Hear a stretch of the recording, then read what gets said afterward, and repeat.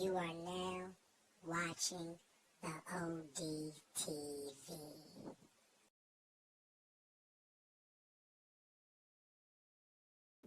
What's good, YouTube? It's your boy Brock Brown, the ODTV Boxing, and we're talking boxing. I respect Tyson Fury. I respect Tyson Fury for beating Vladimir Klitschko. I respect Tyson Fury for beating Deontay Wilder. I respect Tyson Fury for having a good career, and I respect the fact that he's arguably the most talented heavyweight boxer when you talk about the sweet science from a technical standpoint. So I have mad respect for Tyson Fury in a lot of different facets of the sport. But he's starting to scare me. And he didn't just start to scare me now, but as you combine these different aspects of this conversation I'm going to have, it's starting not to add up. It's just a little fishy to me. So let's start here. I'm not going to make this a long drawn out thing because I have no evidence that he won't. But looking at a couple things, I'm starting to wonder if Tyson Fury is going to break all of our hearts. Let's start here. When Tyson Fury told Radio Raheem, I will never fight AJ. He came back to fight Deontay Wilder.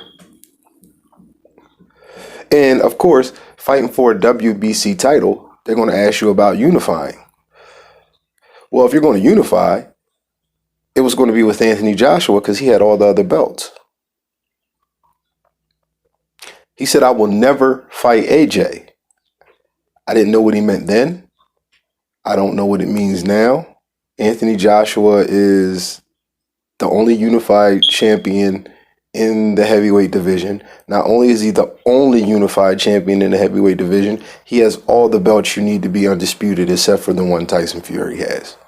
These are just the facts. This is the current situation at hand, and this was the situation when Tyson Fury made that statement. The only difference was Deontay Wilder had the WBC belt. So him saying, I'll never fight Joshua, is that you forewarning us that when you beat Wilder, because you know eventually you'll beat Wilder, like you said, he was an easy touch. Is that you telling us don't get your hopes up on a Joshua fight? I will hope not. But like I said, that was just strike one. Nobody's out on strike one. You know? You still got two more pitches coming. So, I mean, let's move on. Now, these might not go in order. He said he's considering retirement after 2 fights. Now, we know for a fact, cut and dry, Deontay Wilder is one of those fights. We know that much. Okay? Is the other fight Anthony Joshua? Is the other fight Dillian White? Who is the other fight? Like, I hope he doesn't retire. I can't see any reason for Tyson Fury to retire on top of the world. If, you know, even if he fought Dillian White next and Joshua fought Usyk next, and both of those guys were successful after the Pulev fight and the Wilder fight. This is what I thought was the worst case scenario. We might not get the fight until after another set of fights. It might go Pulev Joshua, Fury Wilder, Joshua Usyk, Fury White. I thought that was a worst case scenario. I really did. But if he was to retire after the 2 fights and Joshua was the fight after Wilder, you know there's a rematch clause, right? You do understand that he would have to be around for 3 fights then, which is not out of the realm of possibility. I'm not saying that any of this is written in stone. I'm saying that Tyson Fury is starting to worry me.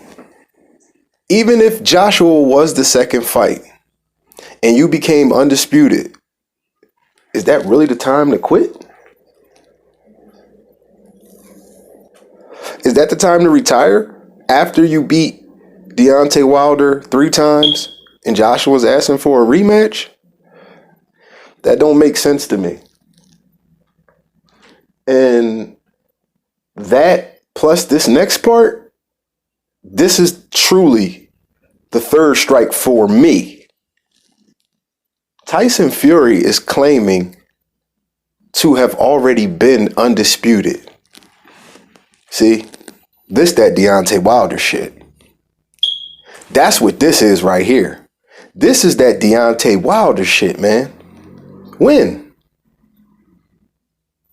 Like I said, I'm not a boxing historian. I don't consider myself a boxing analyst. I'm just an individual who's mildly intelligent and has a very strong grasp of understanding things.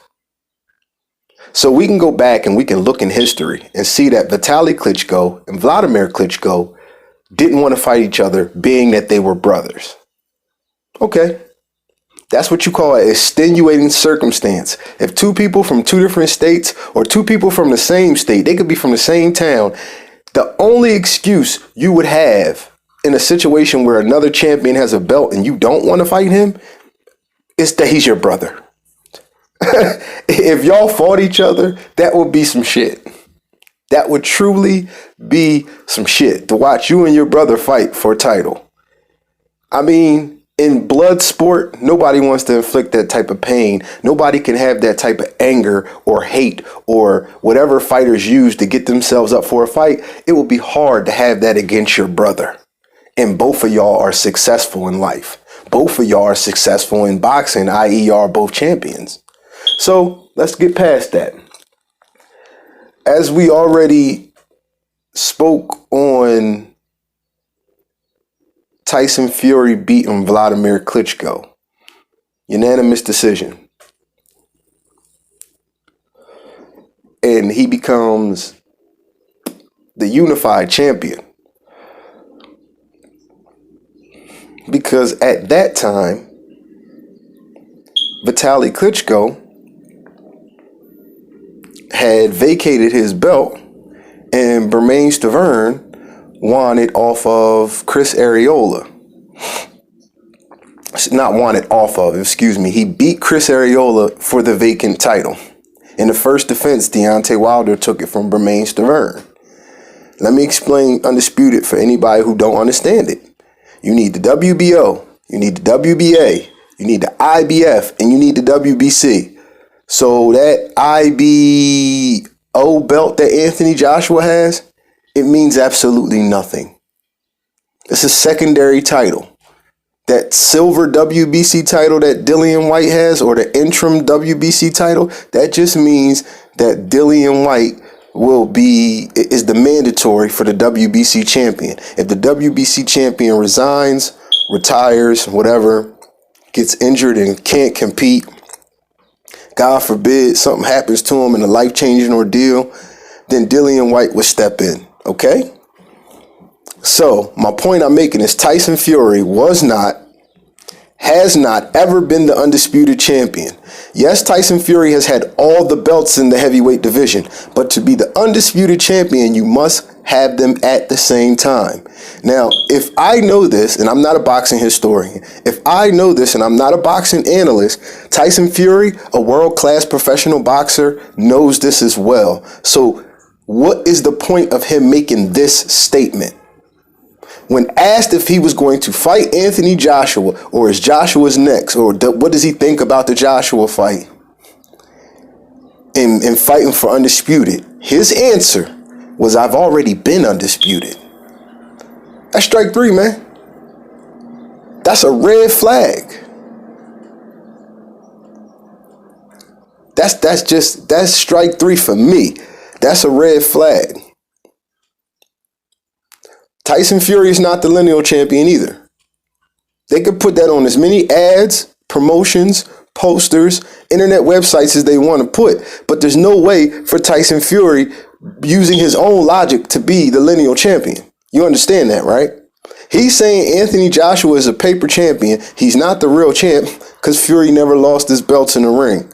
Well, due to the fact that Lennox Lewis refused to give Vitaly Klitschko a rematch and he retired, who took Lennox Lewis's lineal status in the ring? I'll wait. Exactly. So let's get this right, Tyson Fury. Anthony Joshua went out strap collecting. He beat Joseph Parker.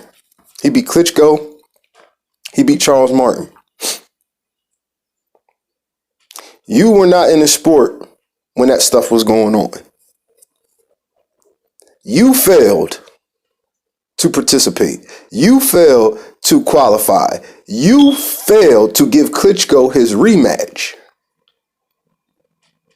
So again, let's create a scenario. What if Andy Ruiz beat Anthony Joshua in the first fight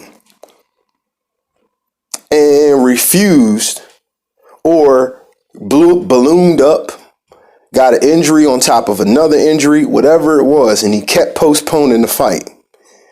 Because ultimately, that's what Tyson Fury did. He postponed the fight, and then the second time, he called it off. Deemed unfit to fight. Mental health issues, drug abuse, blase blah, blase blip. So,